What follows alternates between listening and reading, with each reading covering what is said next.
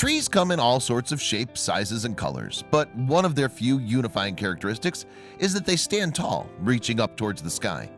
If you look for long enough, though, you'll eventually come across trees with crooked trunks and weird kinks. And if you find one of these, then you may have chanced upon a long-forgotten secret. Dennis Downs grew up close to Lake Michigan, on the border of Illinois and Wisconsin.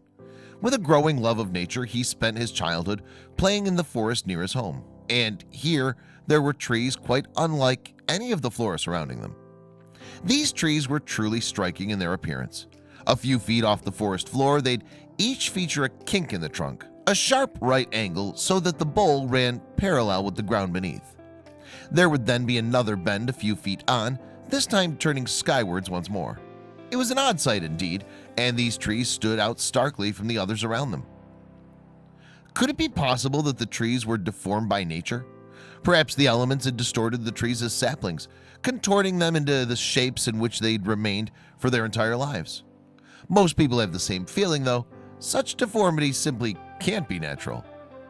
Downs, for his part, was told something as a child that confirmed this notion that man had played a part in shaping the trees in this way.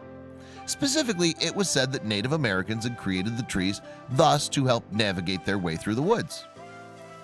And these stories stuck with Downs into his adult life. He wanted to know more. In his early 20s then, he started looking for evidence to back up the tales that he'd heard while growing up. Once more, before long, he began to unearth evidence regarding what had really been going on. Crucially, Downs came across records made by geologist Raymond Jansen. Now a painter and sculptor, Downs himself spoke to Atlas Obscura in January 2016. He told the website, "I was determined to go everywhere he went." So it was that he followed in the footsteps of Jansen. Downs would actually follow Jansen's work for the next 4 decades. While working in the 1930s and 40s in Illinois, the geologist had also been intrigued by the strange trees.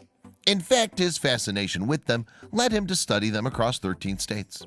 Over the course of his research, he would furthermore set out guidelines on what exactly was unique about the curios.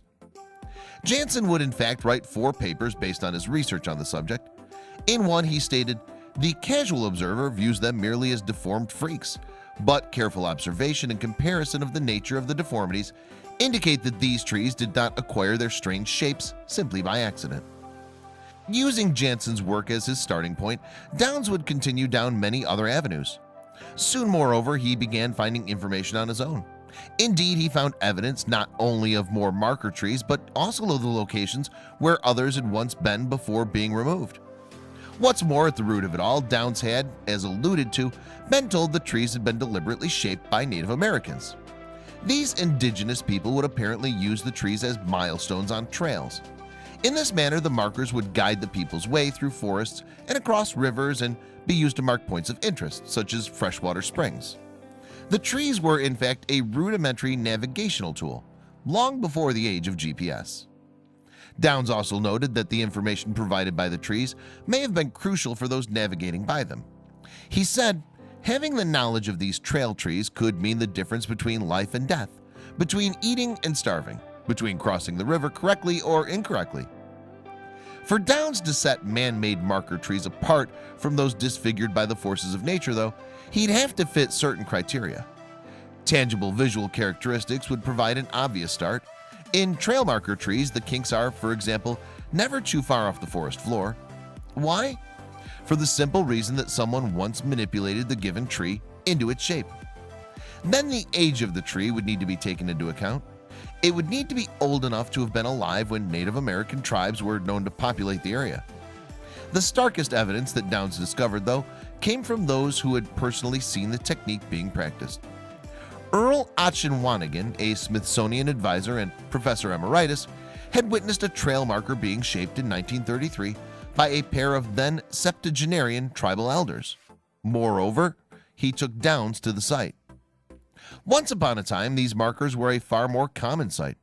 Over the course of the 20th century, however, many forests across America and the markers they contained have been lost to make way for roads and highways. Furthermore, most markers are aged between 150 and 200 years old. This meant that they won't survive much longer. And with no legal protection in place to preserve them, there's no unified strategy to save them from disease or from felling. They may also simply fall victim to storm weather. There are even those who don't believe in trail marker trees at all. Don Wells, president of the Mountain Stewards in Georgia, told Atlas Obscura, "There are still skeptics out there, mostly in the academic community, but I've talked to enough elders to convince me that I know what the truth is. I just ignore the skeptics." Meanwhile, the Trail Tree Project, run by the Mountain Stewards, is actually in the process of documenting the marker trees before they're lost forever. It's built a database of nearly 2,000 of them across America. The organization has also released a documentary and a book featuring interviews with Native Americans explaining how their ancestors used the trees for navigation. However, although groups like the Mountain Stewards are fighting to preserve the trees and their fascinating history, they won't be around forever. And yet, as Downs told Atlas Obscura, if there are only a few hundred of these unique living artifacts left, that's enough.